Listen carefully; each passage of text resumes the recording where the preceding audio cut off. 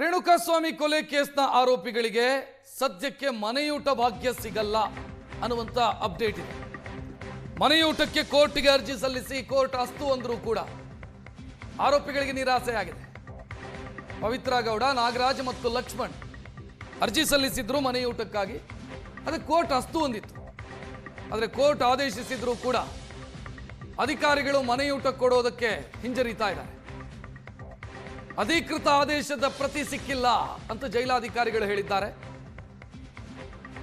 ಈ ಮೂವರ ಮನೆಯವರು ಊಟ ತೆಗೆದುಕೊಂಡು ಜೈಲಿಗೆ ಬಳಿ ಹೋದರೂ ಕೂಡ ಆದೇಶದ ಪ್ರತಿ ಸಿಕ್ಕಿಲ್ಲ ಅನ್ನೋ ಕಾರಣಕ್ಕಾಗಿ ಅಧಿಕಾರಿಗಳು ನಿರಾಕರಿಸ್ತಾ ಇದ್ದಾರೆ.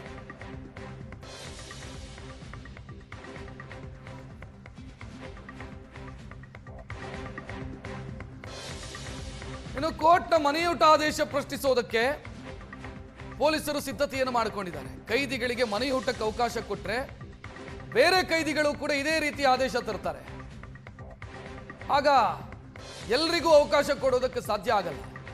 ಸೊ ಇದನ್ನು ಪುನರ್ ಪರಿಶೀಲನೆ ಮಾಡಿ ಅಂತ ಕೋರ್ಟ್ ಮೊರೆ ಹೋಗೋದಕ್ಕೆ ಅಧಿಕಾರಿಗಳು ತಯಾರಿಯನ್ನು ಮಾಡಿಕೊಂಡಿದ್ದಾರೆ.